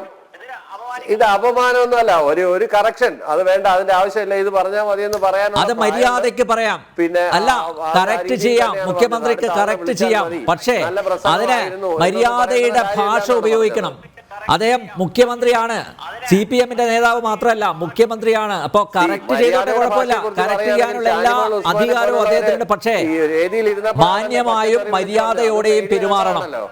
അത് മാത്രമല്ല, സഹിഷ്ണുത വേണം. ബാലൻസ് ചെയ്യല്ല, ടോളറൻസ് എന്നൊക്കെ പറഞ്ഞു കഴിഞ്ഞാൽ എല്ലാ സമയത്തും എല്ലാവർക്കും ടോളറന്റ് ആവാൻ പറ്റില്ല. ചില സമയത്ത് intolerance happens. That is human nature. To err is human, to forget is divine എന്നാണ് ഞാൻ പഠിച്ചിട്ടുള്ളത്. കാര്യം എല്ലാ കാലത്തും എല്ലാവരോടും ഭരണാധികാരിയാണെങ്കിൽ പോലും, എത്ര മികച്ച ആളാണെങ്കിൽ പോലും എല്ലാ സമയത്തും ഒരുപോലെ കീപ്പ് ചെയ്യാൻ പറ്റില്ല. അതൊരു പക്ഷേ ആങ്കർ എന്നുള്ള നിലയിൽ താങ്കൾ അത് അനുഭവിച്ചിട്ടുണ്ട്, ഒരു അധ്യാപകൻ എന്നുള്ള നിലയിൽ ഞാൻ അനുഭവിച്ചിട്ടുണ്ട്. ഒരു പൊതുസമൂഹത്തിൽ ജീവിക്കുന്ന ആളുകൾ എന്ന നിലയിൽ എല്ലായ്പ്പോഴും നമ്മുടെ സ്വഭാവം ഒരേ രീതിയിൽ തന്നെ പിടിച്ചു നിർത്തണമെന്നും നമ്മൾ എല്ലാ സമയത്തും അങ്ങേയറ്റം കോൺഷ്യസ് ആയിരിക്കണമെന്നുണ്ടോ, ഇനിയിപ്പോൾ എത്ര ക്യാമറകൾ ഉണ്ടെന്നൊന്നും കാര്യമൊന്നും നമ്മൾ നോക്കാറില്ല. പലപ്പോഴും when we use to this system, ചില സമയത്ത് ഇത്തരത്തിലുള്ള അബറേഷൻസ് ഒക്കെ വരാം. അതുകൊണ്ട് സ്ത്രീത്വത്തെ അപമാനിച്ചു, അല്ലെ പെൺകുട്ടിയെ ഇല്ലാതാക്കി. ശരിയായ പെൺകുട്ടിക്ക് വിഷമം ഉണ്ടായി കാണും, തീർച്ചയായിട്ടും വിഷമം ഉണ്ടായില്ലെന്ന് പറയുന്നില്ല. ഇപ്പൊ ഞാനായിരുന്നെങ്കിൽ അവിടെ ആങ്കർ പേഴ്സൺ ഉണ്ടെങ്കിൽ എനിക്ക് തീർച്ചയായിട്ടും വളരെ മനോവിഷമം ഉണ്ടായേനെ. ഇതിനു മുമ്പ് പല മുഖ്യമന്ത്രിമാരും ചോദ്യങ്ങൾ ചോദിക്കും. ഡോക്ടർ ജയരാജ്, ഞാനായിരുന്നെങ്കിൽ പ്രതികരിച്ചേനെ. ഞാൻ എന്റെ വിഷമം ഉള്ളിൽ ഒതുക്കി ഞാൻ അവിടെ വെറുതെ ഇരിക്കില്ലായിരുന്നു. ഒരു സീരിയൽ 1-2 സ്ഥലങ്ങളിൽ പ്രതികരിക്കേണ്ടത് പോലെ പ്രതികരിച്ചാൽ തീരുന്ന അസുഖമാണ് ഇദ്ദേഹത്തിൻ്റെത്. പക്ഷേ ഭയന്ന് എല്ലാവരും പിന്മാറുന്നു, വിനീത വിധേയരായി നിൽക്കുന്നു. അതാണ് കുഴപ്പം. പ്രതികരിക്കേണ്ട പോലെ 1-2 പേർ പ്രതികരിച്ചാൽ അവിടെ അവസാനിക്കും ഇയാളുടെ അസുഖം. എല്ലാ മനുഷ്യർക്കും ഇപ്പൊ 5 വിരലുണ്ടെങ്കിൽ 5 സ്വഭാവമല്ലേ? 5 സ്വഭാവം പോലെ മനുഷ്യരുടെ സ്വഭാവം അങ്ങനെ തന്നെയാണ്. അതിനെ അങ്ങനെ വായിച്ചെടുത്താൽ മതി. പിന്നെ കൂടുതൽ അതിനെ ക്ലാരിഫൈ ചെയ്യണമെന്നുണ്ടെങ്കിൽ, മനസ്സിലാക്കണമെന്നുണ്ടെങ്കിൽ അദ്ദേഹത്തിന്റെ സിറ്റുവേഷനിൽ അദ്ദേഹത്തിന്റെ ഷൂസ് എടുത്ത് എംപത്തറ്റിക് ആയിട്ട് അതിനെ സമീപിക്കണം. അല്ലാതെ ക്രിട്ടിസൈസ് ചെയ്യുന്ന ഒരു ആംഗിൾ ചെയ്യുന്നോണ്ട് നമ്മുടെ ചെരുപ്പിട്ടുകൊണ്ടല്ല മുഖ്യമന്ത്രിയെ നോക്കി കാണേണ്ടത്. മുഖ്യമന്ത്രിയുടെ ചെരുപ്പെടുത്ത് നമ്മുടെ കാലിൽ ഇന്നോട്ട് വേണം, എംപത്തറ്റിക് ആയിട്ട് വേണം നമ്മൾ നോക്കേണ്ടത്. ഒരു നിമിഷം വിദ്യാസാഗർ. അപ്പൊ ഇവിടെ ഈ ഡോക്ടർ ജയരാജ് മാനസിക ആരോഗ്യത്തെ പറ്റി പഠിച്ചിട്ടുള്ള ആളെന്നാണ് അനിൽജി ഇൻട്രൊഡക്ഷനിൽ പറഞ്ഞതെന്നാണ് ഞാൻ വിശ്വസിക്കുന്നത്. അദ്ദേഹം ഇതൊന്നുമല്ല, ഒരു കമ്മി അടിമയാണ്. അതിന് ഞാൻ ഉദാഹരണം പറയാം. മുഖ്യമന്ത്രിയുടെ പ്രശ്നം എന്ന് വെച്ചാൽ ഇന്റർമിറ്റന്റ് എക്സ്പ്ലോസീവ് ഡിസോർഡർ ആണ്. അതായത് നമ്മൾ പറയുമല്ലോ ഈ ആങ്കർ, അതായത് ടെമ്പർ ടാൻട്രംസ് പറയും, ടെമ്പർ ടാൻട്രംസ്. അതായത് ഒരു കാരണവുമില്ലാതെ പൊട്ടിത്തെറിക്കുക, ഒരു കാരണവുമില്ലാതെ വസ്തുക്കൾ എറിഞ്ഞുടക്കുക, ഒരു കാരണവുമില്ലാതെ വേർബൽ അബ്യൂസ് ചെയ്യുക. നോക്കൂ, ഒരു പെൺകുട്ടിയെ ഒരു പൊതുവേദിയിൽ വേർബലി അബ്യൂസ് ചെയ്താൽ അത് അബ്യൂസ് അല്ലെന്നാണ് ഇദ്ദേഹം പറയുന്നത്. മാത്രമല്ല ഇദ്ദേഹം പറയുന്നത് ആ കുട്ടിക്ക് ചിലപ്പോൾ വിഷമം ഉണ്ടായി കാണുന്നതാണ്. ഇത് ഈ ഒരു തെമ്മാടി, ഒരു റേപ്പിസ്റ്റ് പിടിക്കപ്പെടുമ്പോ ഞാൻ അങ്ങനെയൊന്നും ചെയ്തില്ല, ഞാൻ അവളുടെ മാറിടത്തിലൊന്ന് പിടിച്ചേ ഉള്ളൂ എന്ന് പറയുന്ന പോലെ അത്ര അധമത്വം എന്ന് പറഞ്ഞൊരു കമന്റ് അല്ലേ അത്? ഒരു പെൺകുട്ടിയെ ഒരു പൊതുവേദിയിൽ വെച്ചിട്ട് ഈ നാട് ഭരിക്കുന്ന ഒരു മുഖ്യമന്ത്രി അങ്ങേയറ്റം മോശമായ, അല്ലെങ്കിൽ അങ്ങേയറ്റം എന്താ പറയുക, ഈ ടെമ്പർ ടാൻട്രം പ്രകടിപ്പിക്കുന്ന ഇന്റർമിറ്റന്റ് എക്സ്പ്ലോസീവ് ഡിസോർഡർ ഉള്ള ഒരു വ്യക്തിയെ പോലെ പെരുമാറിയാൽ അത് ആ കുട്ടിക്ക് ആ ചെറിയ വിഷമം ഉണ്ടായി തൂത്ത് കളഞ്ഞാൽ മതി എന്ന് പറഞ്ഞാൽ എന്തുമാതിരി അടിമത്വമാണ് ഇവരെ. ഇത് തന്നെയാണ് സിദ്ധാർത്ഥിനെ മൃഗീയമായി കൊന്ന ക്യാമ്പസിലെ ഡീനിന്റെയും മനോഗതി ഇത് തന്നെയാണ്. ഇങ്ങനെയുള്ള ആളുകളെയാണ് കൃത്യമായി പിടിച്ചിട്ട് ഇവർ ഓരോ സ്ഥലത്ത് സ്ഥാപിക്കുന്നത്. കമ്മ്യൂണിസം എന്ന രോഗം തലയിൽ കയറി കഴിഞ്ഞാൽ പിന്നെ എന്ത് തെമ്മാടിത്തരം ചെയ്താലും അത് നിസ്സാരമായി തോന്നുമെന്നുള്ളതിന്റെ പുതിയ നിദർശനമാണ് ഇപ്പൊ ഇവിടെ സംസാരിച്ച ആൾ. എനിക്ക് ആളെ മുഖം പോലും ഈ സ്ക്രീനിൽ കാണാൻ കഴിയില്ല, എനിക്ക് പരിചയമില്ല. ഞാൻ തുറന്നു പറയട്ടെ, ആയുർവേദത്തിലാണെങ്കിലും ആധുനിക മോഡേൺ സയൻസിലാണെങ്കിലും ഈ അലോപ്പതിയിലാണെങ്കിലും ഇത് ഒരു ബിഹേവിയർ ഡിസോർഡർ ആണ്. ഈ ബിഹേവിയർ ഡിസോർഡറിന് കാര്യമായ ഫ്രസ്ട്രേഷൻ അല്ലെങ്കിൽ കാര്യമായിട്ടുള്ള മാനസിക വികാര വിക്ഷോഭങ്ങളൊക്കെ ഇതിന് പിന്നിലുണ്ട്. ഒരു കാര്യമില്ല, അല്ലെ ആ കുട്ടി എന്തെങ്കിലും ഒരു അബദ്ധം പറയുകയോ, ഇതിന് തൊട്ട് മുമ്പ് എനിക്ക് ഒരു 3 മാസം പോലും ആയിട്ടില്ല വേറൊരു ചടങ്ങിൽ വെച്ചിട്ട് മുഖ്യമന്ത്രി സംസാരിച്ച് തീരുന്നതിന് മുൻപേ അനൗൺസ്മെന്റ് വന്നതിനെ പറ്റി ഒരു ഭ്രാന്തനെ പോലെ പുലമ്പുകയായിരുന്നു മുഖ്യമന്ത്രി. അത് ഓർമ്മയുണ്ടോ അനിൽജിക്ക്? അതെ, ശരിയാ. അപ്പോ ഇത് ഇന്റർമിറ്റന്റ് എക്സ്പ്ലോസീവ് ഡിസോർഡർ എന്ന് പറയുന്ന ഒരു അസുഖമാണ്. ഇത് ടെമ്പർ ടാൻട്രംസ് എന്ന് പറയും. പൊതുവെ കുട്ടികളിലാണ് ഇത് കണ്ടുവരാറുള്ളത്. അത് പ്രായമാവും തോറും ഈ വികാരങ്ങളൊക്കെ ശമിച്ച് ഒരു നല്ല സ്വസ്ഥമായ അവസ്ഥയിലേക്ക് സാധാരണ ആളുകൾ വരാറുണ്ട്. ഇവിടെ ഇദ്ദേഹത്തിന്റെ ഗ്രാഫിൽ ഇത് നേരെ തിരിച്ചാണ്. ഇപ്പോഴാണ് അയാൾ ഈ ബാല്യം അനുഭവിക്കുന്നത്, ഈ ഒരു തരത്തിലുള്ള പറഞ്ഞാൽ ഈ മാനസിക പ്രശ്നങ്ങൾ അനുഭവിക്കുന്നത്. ഈ മനോരോഗ വിദഗ്ധൻ ഇവിടെ വന്നിരുന്ന് പറയുന്നത് കേട്ടാ തോന്നും അത് അങ്ങനെയൊന്നുമല്ല, മുഖ്യമന്ത്രിയുടെ ഷൂസ് നമ്മൾ ഇടണം എന്നാണ്. അല്ല, ഒരു കാര്യം, ഏത് ഷൂസാണ് ഈ മഞ്ചേരി ബസ് പോലെ ചുറ്റും വെളിച്ചമുള്ള ലൈറ്റ് കത്തുന്ന ഇയാൾ സ്വിറ്റ്സർലൻഡിൽ ഇട്ടുകൊണ്ട് പോയ ഷൂസാണോ? ആ ഷൂസ് ഒന്നും ഇടാൻ ഇവിടെ കേരളത്തിൽ ഒരു ഭ്രാന്തരും ആവശ്യമില്ല, ആഗ്രഹവുമില്ല. മുഖ്യമന്ത്രി ഇടുന്ന shoes to see things from his perspective എന്ന് പറയുന്നു. എന്തുകൊണ്ട് മുഖ്യമന്ത്രിക്ക് ആ പെൺകുട്ടിയുടെ സാഹചര്യം മനസ്സിലാക്കി പെരുമാറാൻ കഴിഞ്ഞില്ല? ഈ കഴിഞ്ഞ ദിവസം ഒരു ഇലക്ഷൻ റാലിക്കിടയിൽ, അതായത് ലക്ഷക്കണക്കിന് ആളുകൾ പങ്കെടുത്ത റാലിക്കിടയിൽ ഒരു കൊച്ചു പെൺകുട്ടി ജഗന്നാഥന്റെ ചിത്രം എടുത്തിട്ട് ഉയർത്തി കാണിച്ചു മോദിജിയെ, നമ്മുടെ പ്രധാനമന്ത്രിയെ. 10,000-കണക്കിന് ആളുകളുടെ ഇടയിൽ നിന്നൊരു കൊച്ചു പെൺകുട്ടി ജഗന്നാഥ സ്വാമിയുടെ ചിത്രം എടുത്ത് പൊക്കിക്കാണിച്ചു. അവിടെ 10,000 ഇരിക്കുന്നുണ്ട്. ഉടനെ സെക്യൂരിറ്റി ഗാർഡ്സിനോടും നമ്മുടെ പ്രധാനമന്ത്രി അഭിമാനത്തോട് പറയട്ടെ, നമ്മുടെ പ്രധാനമന്ത്രി വിജയനെയൊന്നും നമ്മുടെ മുഖ്യമന്ത്രി വിളിക്കാൻ പറ്റും. കാരണം ഞങ്ങൾക്ക് ആർക്കും ചിത്രമോ പിന്നെ ഉച്ചക്കറവൊന്നും ഞങ്ങൾക്കില്ല. അപ്പോ നമ്മുടെ പ്രധാനമന്ത്രി എന്ത് പറഞ്ഞു? സെക്യൂരിറ്റി ഗാർഡ്സിനോട് പറഞ്ഞു ആ കുട്ടിയുടെ കയ്യിൽ നിന്ന് ഫോട്ടോ വാങ്ങിക്കൊണ്ട് വരൂ, എനിക്കത് വേണമെന്ന് പറഞ്ഞു. ആ കുട്ടി എത്രത്തോളം, അവൾ മരിക്കുന്നത് വരെ, ഒരു പക്ഷെ അവൾക്ക് കുട്ടികളുണ്ടായ അവരോട് വരെ ഈ മഹത്വം പറഞ്ഞു കൊടുക്കില്ലേ? എന്താണ് മഹത്വം, എന്താണ് പെരുമാറ്റത്തിന് മര്യാദാവസരണമായ പെരുമാറ്റം എന്താണ് എന്ന് മോദിയിൽ നിന്ന് ട്യൂഷൻ പഠിക്കേണ്ട അവസ്ഥയിലാണ് മുഖ്യമന്ത്രി വിജയൻ ഇരിക്കുന്നത്. ഞാൻ പറയുന്നത്, നിങ്ങൾ പറയുന്നത് അവർക്ക് ചിലപ്പോൾ വിഷമം ഉണ്ടായേക്കാണ്, അത് തൂത്തുകളഞ്ഞാൽ മതി എന്നൊക്കെ പറഞ്ഞാൽ അതൊന്നും അത്ര നിസ്സാരവൽക്കരിക്കാൻ പറ്റില്ല. സിദ്ധാർത്ഥന്റെ കൊലപാതകം പോലും നിങ്ങൾ പറയുന്നത് മറ്റൊരു രീതിയിലാണ്. എന്ത് നൃശംസത നാട്ടിൽ നടന്നാലും അയാൾക്ക് കൊലപാതകയ്ക്കും വികാരങ്ങളില്ലേ? റേപ്പിസ്റ്റിന് വേദന എടുത്തു കാണില്ലേ? ഒരു കന്യകയെ ബലാത്കാരം ചെയ്യുമ്പോൾ എത്രത്തോളം കലോറി ആ റേപ്പ് ചെയ്തവൻ ചെലവാക്കിയിട്ടുണ്ടോ നിങ്ങൾ ആലോചിക്കണ്ടേ എന്നൊക്കെ പറയുന്ന തെമ്മാടിത്തരത്തിന് എന്തും മറുപടിയാണ് ചാനലിൽ പറയാൻ പറ്റുക? അനിൽജി, ശരിയാ. ശ്രീജിത്ത് പണിക്ക, ഇദ്ദേഹത്തിൻ്റെ മനോനില പരിശോധിക്കേണ്ട സമയം അതിക്രമിച്ചു എന്നാണ് എനിക്ക് തോന്നുന്നത്.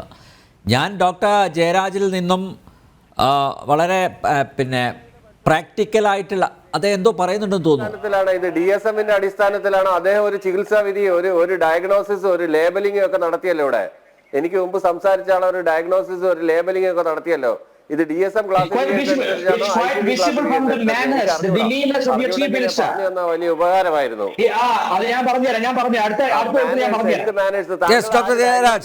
ശ്രീജിത്ത് പണിക്കരുടെ അഭിപ്രായം കൂടി അറിയട്ടെ. താങ്കൾക്ക് ആര് അധികാരം തന്നു? ചുമ്മാ നാവിന് എല്ലില്ലെന്ന്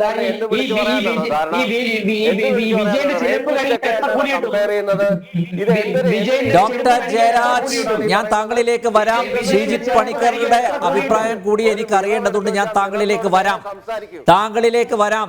ഒരു സൈക്കോളജി അധ്യാപകനായിട്ടുള്ള താങ്കൾ കുറെ കൂടി പ്രായോഗികമായിട്ട് ഈ വിഷയത്തെ അപ്രോച്ച് ചെയ്യുന്നതാണ് ഞാൻ പ്രതീക്ഷിച്ചത്. പക്ഷേ ശ്രീ വിദ്യാസാഗർ ഗുരുമൂർത്തി പറഞ്ഞതിനോട് ഞാൻ 100% യോജിക്കുക. താങ്കൾ ഒരു അന്തം കമ്മി ലെവലിൽ നിന്നുകൊണ്ടാണ് ഈ പ്രശ്നത്തെ കൈകാര്യം ചെയ്യുന്നത്. അതുകൊണ്ട് പ്ലീസ് അത് പറഞ്ഞതിൽ ഒരു തെറ്റില്ല.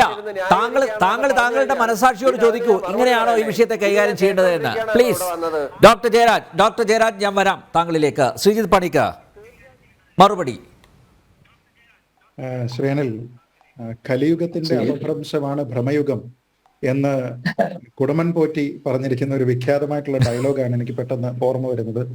ഈ ഭ്രമയുഗത്തിൽ എന്തും നടക്കും. കാരണം ഇവിടെ പല ആൾക്കാരും ഈ അധികാരത്തിലൊക്കെ ഇങ്ങനെ ഭ്രമിച്ച് നടക്കുകയാണ്. നമ്മളിപ്പോ ഇന്ന് നടന്നിരിക്കുന്ന ആ സംഭവത്തിനെ പറ്റി ഒന്ന് ആലോചിച്ച് നോക്കൂ. മുഖ്യമന്ത്രിയെ സംബന്ധിച്ചിടത്തോളം അദ്ദേഹത്തിന് 78 വയസ്സ് പ്രായമായി.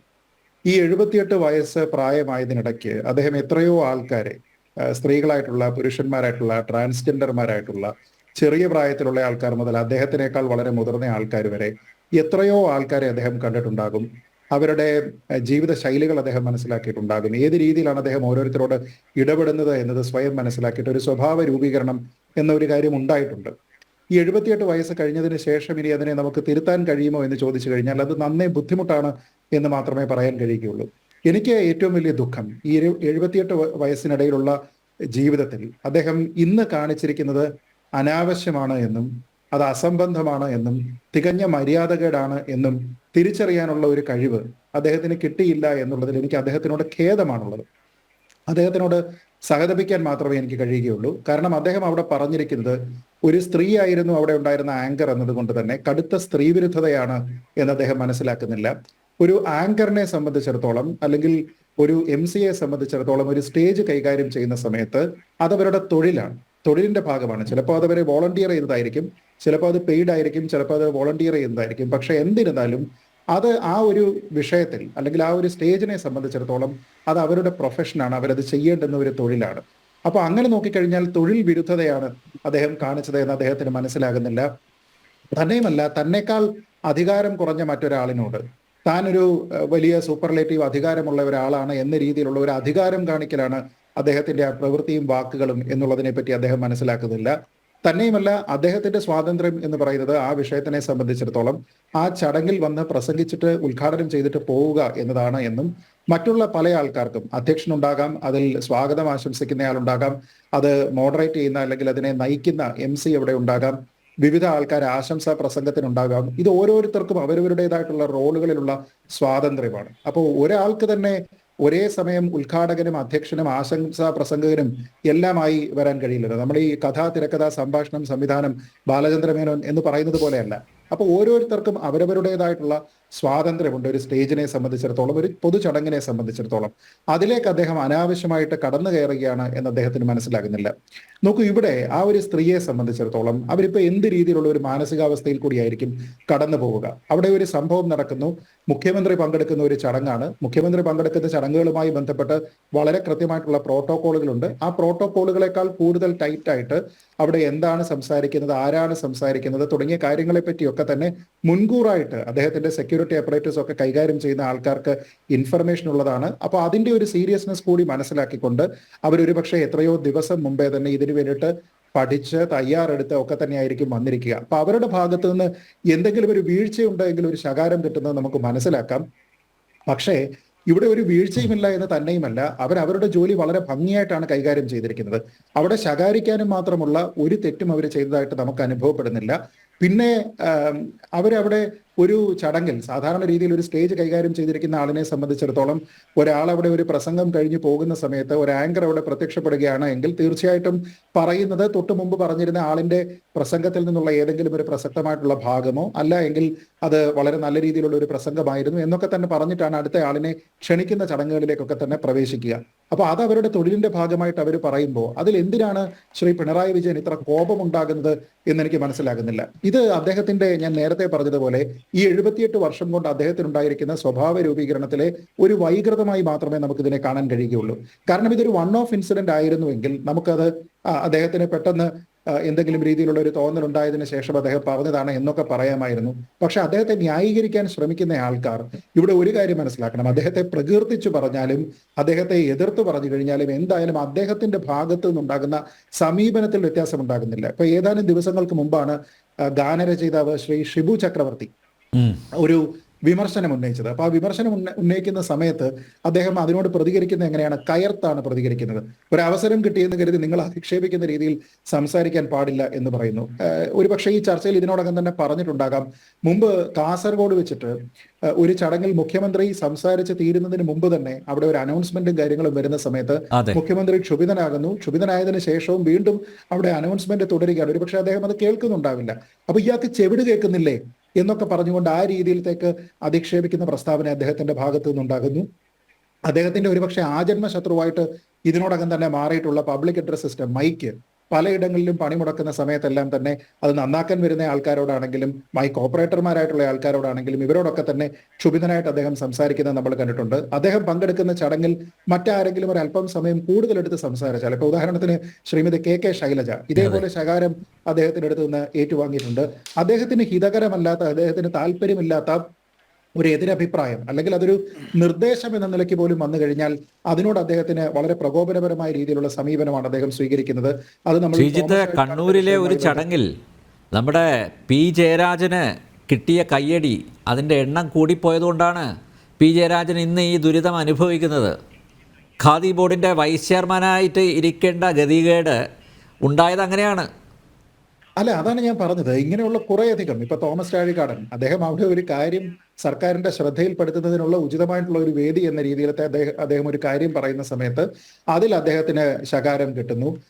എന്തിനേറെ നമ്മുടെ നാട്ടിൽ നമ്മുടെ മുഖ്യമന്ത്രിയുടെ കരുതലിന്റെ ഒരു ആദ്യ അവതാരം വരുന്നത് തന്നെ നമ്മുടെ ഈ കോവിഡ് സമയത്താണ്. അപ്പൊ ആ കോവിഡ് സമയത്ത് ഉണ്ടായിരുന്ന ഏറ്റവും പ്രധാനപ്പെട്ട കാര്യം എന്ന് പറഞ്ഞാൽ എന്തായിരുന്നു? അകലം പാലിക്കുക, കൈകൾ എപ്പോഴും ശുദ്ധിയായിട്ട് സൂക്ഷിക്കുക, സാനിറ്റൈസർ ഉപയോഗിക്കുക തുടങ്ങിയ കാര്യങ്ങളാണ് പറഞ്ഞുകൊണ്ടിരുന്നത്. മുഖ്യമന്ത്രി അടക്കം അദ്ദേഹത്തിന്റെ പത്രസമ്മേളനങ്ങളിലും എല്ലാം തന്നെ ആവർത്തിച്ച് പറയുന്ന ഒരു കാര്യമാണ്. പിന്നീട് ഈ ചെറിയ രീതിയിലുള്ള റിലാക്സേഷൻ വരുന്ന സമയത്തും സാനിറ്റൈസർ ഉപയോഗം എല്ലാം തന്നെ വളരെ കർശനമായിട്ട് നടപ്പാക്കണം എന്ന രീതിയിലുള്ള നിർദ്ദേശം അദ്ദേഹം തന്നെ ആവർത്തിച്ചുകൊണ്ട് വരുന്നതിനിടയ്ക്കാണ് ഒരു പൊതു ചടങ്ങിൽ വോളണ്ടിയറായിട്ട് നിന്നിരുന്ന ഒരു പെൺകുട്ടി അദ്ദേഹം ഒരു സ്റ്റേജിലേക്ക് നടന്നു പോകുന്ന സമയത്ത് അദ്ദേഹത്തിന് കയ്യിലടിക്കുന്നതിന് വേണ്ടിയിട്ട് സാനിറ്റൈസർ നീട്ടുന്ന സമയത്ത് ആ കൈ തട്ടി മാറ്റുകയാണ് ഒരു ചെറിയ പെൺകുട്ടി. അപ്പോൾ എന്താണ് അദ്ദേഹം മറ്റുള്ള ആൾക്കാരോട് ആഹ്വാനം ചെയ്യുന്നത്? അത് അദ്ദേഹത്തിന് ഒരു മാനുഷിക മൂല്യത്തിന്റെ പേരിൽ പോലും നടപ്പാക്കാൻ കഴിയാത്ത, മറ്റുള്ള ആൾക്കാരെ ഒക്കെ തന്നെ ഒരു രണ്ടാം തരക്കാരായി കാണുന്ന രീതിയിലത്തേക്കുള്ള ഒരു സമീപനം അദ്ദേഹത്തിന്റെ ഭാഗത്തു നിന്ന് ഉണ്ടാകുന്നുണ്ട് എന്ന രീതിയിലുള്ള ഒരു വിമർശനം അടുത്ത കാലത്ത് ശക്തമായിട്ട് വരികയാണ്. അപ്പൊ ഇത് എന്തുകൊണ്ടാണ് വരുന്നത് എന്നുള്ളത് അദ്ദേഹം ചിന്തിച്ചില്ല എങ്കിൽ അദ്ദേഹത്തിനെ വഹിക്കുന്ന, അദ്ദേഹം ഒരു ഭാരവാഹിയായിരിക്കുന്ന കൂട്ടുത്തരവാദിത്തമുള്ള ഒരു പാർട്ടിയെ സംബന്ധിച്ചിടത്തോളം അവരെങ്കിലും ചിന്തിക്കേണ്ടതല്ലേ? നമ്മുടെ നാട്ടിൽ ഇവരെല്ലാവരും തന്നെ എല്ലായ്പ്പോഴും പാടി നടക്കുന്നത് മനുഷ്യനാകണം എന്നാണ്. പക്ഷെ ഈ രീതിയിൽ പെരുമാറുന്നത് എന്ത് മനുഷ്യത്വമാണ്? ഈ രീതിയിൽ കടുത്ത സ്ത്രീ വിരുദ്ധതയും ഒരാളിന്റെ തൊഴിലിലേക്ക് അനാവശ്യമായിട്ട് കടന്നു കയറുകയും ഒരാളിന്റെ സ്വാതന്ത്ര്യം ഇല്ലാതെയാക്കി ചെയ്യുന്ന ൊക്കെ അനാവശ്യമായിട്ടുള്ള ശകാര വർഷവുമായിട്ടൊക്കെ നടന്നു കഴിഞ്ഞാൽ അതിൽ നമ്മൾ എന്താണ് മനസ്സിലാക്കുന്നത്? ഞാനിതിൽ കാണുന്നത്, എനിക്ക് ഇത്ര വലിയ അധികാരമുണ്ട്, എന്റെ സ്ഥാനത്തിന് വളരെ താഴെയാണ് നിങ്ങളുടെ സ്ഥാനം, ഞാൻ എന്തു പറഞ്ഞാലും നിങ്ങൾ ഇത് തിരിച്ചു പറയില്ല എന്നുള്ള ബോധ്യം എനിക്കുണ്ട് എന്നതിന്റെ അടിസ്ഥാനത്തിൽ ഒരാൾ അനാവശ്യമായിട്ടുള്ള സ്വാതന്ത്ര്യം ഉപയോഗിച്ചുകൊണ്ട് തന്റെ അധികാരം കാണിക്കാനായിട്ട് അവിടെ ശ്രമിക്കുന്നതായിട്ട് മാത്രമാണ് എനിക്ക് ബോധ്യപ്പെടുന്നത്. അതല്ല എങ്കിൽ ഞാനൊരു താരതമ്യത്തിന് വേണ്ടിയിട്ട് പറയുകയാണ്. മറ്റൊരു ചടങ്ങാണെന്ന് കരുതുക. ആ ചടങ്ങിൽ ഇപ്പൊ പ്രധാനമന്ത്രി പങ്കെടുക്കുന്നുണ്ട്, അല്ലെങ്കിൽ ഇന്ത്യയുടെ ഉപരാഷ്ട്രപതിയോ രാഷ്ട്രപതി രാഷ്ട്രപതിയോ പങ്കെടുക്കുന്നുണ്ട് എന്ന് കരുതുക. അവിടെ മുഖ്യമന്ത്രി ഇതേപോലെ ഒരു പ്രസംഗം നടത്തിയതിനു ശേഷം പോകുമ്പോൾ കേരളത്തിലായാലും മറ്റൊരു സംസ്ഥാനത്തിലായാലും അവിടെ ഇങ്ങനെ ഒരാളിന്റെ ഒരു സംസാരം അവിടെ ഉണ്ടായിക്കഴിഞ്ഞാൽ, അദ്ദേഹത്തിന്റെ നല്ല പ്രസംഗമായിരുന്നു എന്ന് പറഞ്ഞു കഴിഞ്ഞാൽ, അവരിയ്ക്കുന്ന വേദിയിൽ വെച്ചിട്ട് അദ്ദേഹം ഇത് ചെയ്യുമോ? അങ്ങനെ ചെയ്യില്ല എന്നാണ് എൻ്റെ വിശ്വാസം. അപ്പൊ ഇത് ഞാനാണ് ഇവിടെ അധികാരി എന്ന രീതിയിലത്തേക്ക് കാണിക്കുന്ന രീതിയിലത്തേക്കുള്ള ഒരു മനോനില എന്ന നിലയ്ക്ക് മാത്രമേ ഇതിനെ കാണാനാകൂ. അതിനെ ന്യായീകരിക്കാനായിട്ട് ആൾക്കാർ ആരെങ്കിലും ശ്രമിക്കുന്നുണ്ടെങ്കിൽ മുഖ്യമന്ത്രി ചെയ്തതിനേക്കാൾ കൂടുതൽ വലിയ പാപമാണ് അവർ ചെയ്യുന്നത് എന്ന് പറയേണ്ടി വരും. കാരണം അദ്ദേഹം ആ ഒരു നിമിഷം പെട്ടെന്നുണ്ടാകുന്ന ക്ഷോഭത്താൽ, നമ്മൾ പറയും ഒരു വൺ ഓഫ് ഇൻസിഡന്റ് ആണെങ്കിൽ അങ്ങനെ കരുതാം, അദ്ദേഹത്തിന് ഈ കാര്യത്തിൽ പോലും ആ ബെനിഫിറ്റ് ഓഫ് ദ ഡൗട്ട് കൊടുക്കാൻ കഴിയില്ല. എങ്കിൽ പോലും നമുക്ക് വേണമെങ്കിൽ പറയാവുന്നത് അദ്ദേഹം പെട്ടെന്ന് ഇങ്ങനെ ആ ഒരു നിമിഷം ക്ഷുഭിതനായിട്ട് അദ്ദേഹം എന്തെങ്കിലും വേണമെങ്കിൽ പറയാം. ശ്രീജിത്ത്, ഇപ്പൊ നേരത്തെ ഷിബു ചക്രവർത്തിയുടെ കാര്യം താങ്കൾ പറഞ്ഞു. അതുപോലെ ഈ സാംസ്കാരിക നായകരുമായിട്ടുള്ള ആ സംവാദത്തിൽ നമ്മുടെ ശ്രീരാമൻ ഈ ക്ഷേത്രങ്ങളിൽ മദ്യപർ വരുന്നത് പ്രശ്നമായി മാറിയിരിക്കുകയാണെന്ന് പറഞ്ഞപ്പോൾ ഇദ്ദേഹം വളരെ പരിഹാസത്തോടു കൂടിയാണ് അദ്ദേഹത്തെയും പരിഹസിച്ചുകൊണ്ടൊരു ഒരു പരാമർശം നടത്തി. താങ്കൾ ശ്രദ്ധിച്ചല്ലോ അത്. ഇത് ആരാ പറയുന്നത്? ശ്രീരാമൻ, അതായത് ശ്രീരാമൻ മുഴുകുടിയനാണെന്നുള്ള രീതിയിലാണ് പറഞ്ഞത്. അപ്പോൾ അതൊക്കെ അദ്ദേഹത്തിന് കൃത്യമായിട്ട് അറിയാം. അല്ല, അതാണ് ഞാൻ പറഞ്ഞത്. ഇങ്ങനെ വ്യക്തിഹത്യ ചെയ്യുന്ന രീതിയിലത്തേക്ക് സംസാരിക്കുക, അനാവശ്യമായിട്ടുള്ള കുത്തുവാക്കുകൾ പറയുക, ഇതൊക്കെ ഒരാൾ ചെയ്യുന്നയാളിനെ അത് കഴിഞ്ഞതിന് ശേഷം, മണിക്കൂറുകൾ കഴിഞ്ഞതിന് ശേഷവും ഇത് തെറ്റാണോ ശരിയാണോ എന്നുള്ള ഒരു മനനം നടത്തിയതിന് ശേഷം ഇത് തെറ്റല്ല ശരിയാണ്, അല്ലെങ്കിൽ അദ്ദേഹത്തിന് ഒരു ബെനിഫിറ്റ് ഓഫ് ദ ഡൗട്ട് കൊടുക്കാം എന്ന് ഏതെങ്കിലും ഒരു വ്യക്തി ന്യായീകരിക്കാനായിട്ട് ശ്രമിക്കുന്നുണ്ടെങ്കിൽ അവർ ചെയ്യുന്നത് ശ്രീ പിണറായി വിജയൻ ചെയ്തതിനേക്കാൾ വലിയ പാപമാണ് എന്നാണ് ഞാൻ വിശ്വസിക്കുന്നത്. ഈ ചർച്ചയിൽ അങ്ങനെ ആരെങ്കിലും ഉണ്ടോ എന്ന് എനിക്കറിയില്ല. എന്തായാലും ഞാൻ ഇപ്പോഴാണ് ഈ ചർച്ചയിൽ ജോയിൻ ചെയ്തത്. ഇനി അങ്ങനെ എന്തെങ്കിലും രീതിയിലുള്ള ഒരു അഭിപ്രായ പ്രകടനം ഈ ചർച്ചയിൽ കാണുകയാണ് എങ്കിൽ അതിന് തുടർന്നുള്ള മറുപടി പറയാമെന്ന് മാത്രമേ ഈ അവസരത്തിൽ പറയാൻ കഴിയുള്ളൂ. ശ്രീനൻ. യെസ്.